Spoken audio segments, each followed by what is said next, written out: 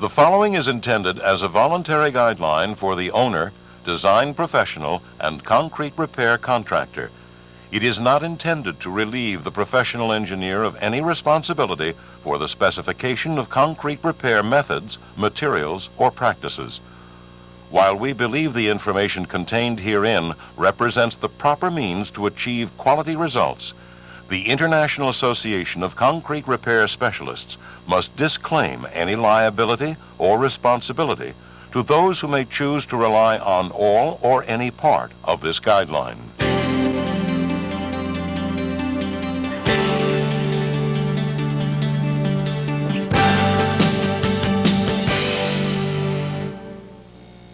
When the cause of a problem is understood, the methods of solving the problem are also better understood. This is especially true regarding concrete repair.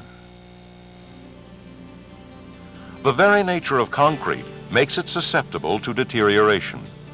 Water and cement react to form a hardened paste that bonds sand, aggregate, and reinforcing steel together. Excess water must escape, and as it does, it leaves capillaries, small tube-like openings that are unfortunately two-way passages which allow aggressive chemicals to enter and change the concrete's normal alkaline state to one that encourages the corrosion of steel. Corrosion forms iron oxide that can take up to 13 times the steel's original volume. This expansion causes cracking, delamination, and eventual spalling of the concrete.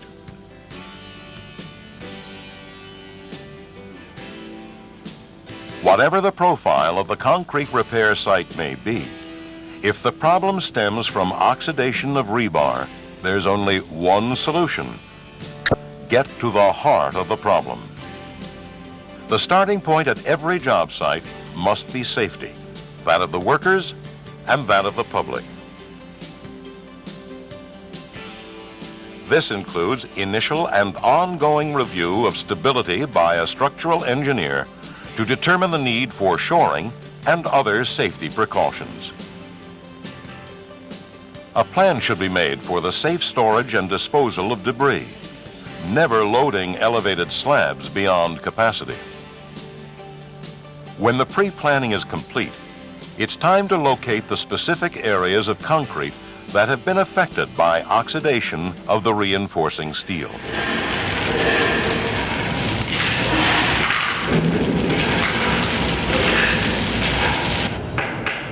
Whatever method of testing is used, the resulting patch configurations must be kept as simple as possible.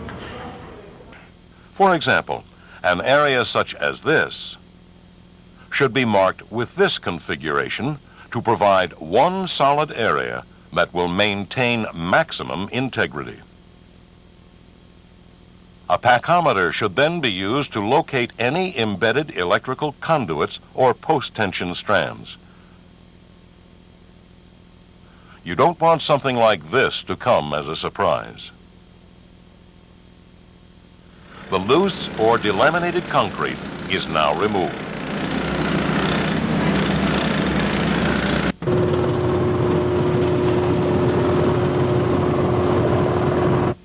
Again, a reminder that a structural review should be made to determine the effect of removal on structural integrity. Once the loosened concrete has been removed, a crucial step in the repair process begins: undercutting all exposed corroded bars, providing clearance for complete cleaning of the bar, and allowing bonding of the full circumference of the bar to the concrete, which will secure the patch structurally.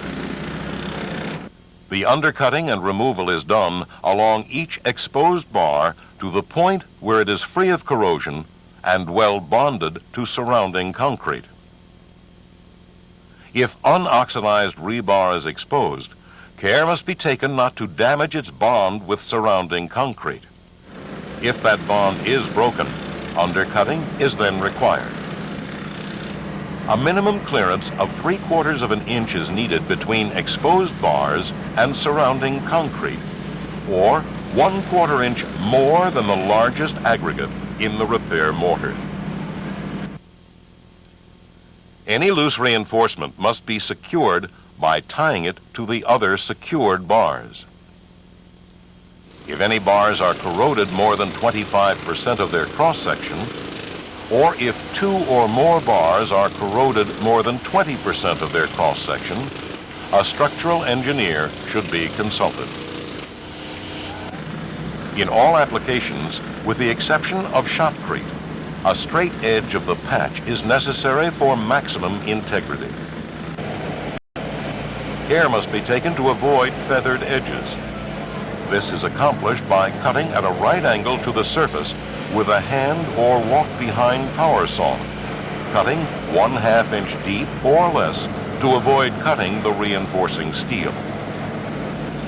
The only sparks you want to see are those coming from the hard aggregate. Caution must also be taken to avoid a saw cut that is smooth or polished. Hand chipping, hand chiseling, and hydrodemolition do not present that problem, leaving a surface that will bond fully to the new material. After undercutting and bar repair have been accomplished, all heavy oxides and scale should be removed from the bars to promote maximum bonding with the replacement material. Oil-free abrasive blast is the preferred method. A tightly bonded, light oxide buildup may result from water blasting, with or without abrasive. This is usually not a deterrent to bonding, unless a protective coating is to be applied to the bar surface.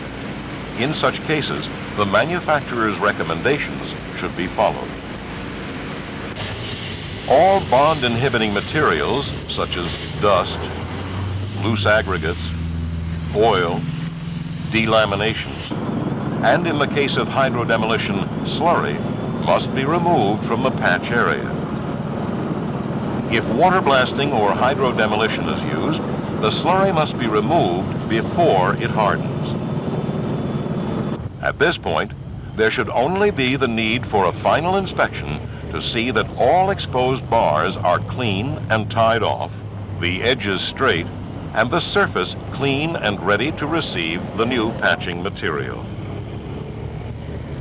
That's just what you'll have if you follow these guidelines.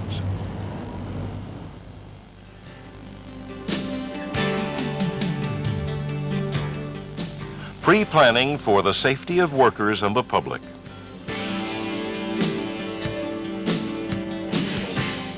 Locating and removing unsound concrete without disturbing unoxidized bars. Undercutting corroded bars.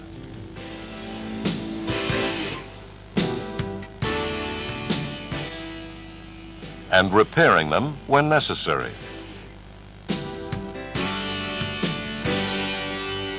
Preparing the patch edges.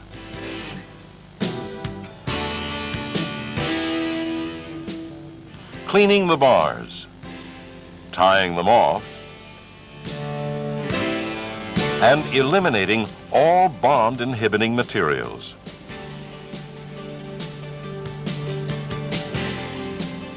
Following these guidelines from the International Association of Concrete Repair Specialists can help ensure repair projects that reflect both long-lasting quality and personal pride.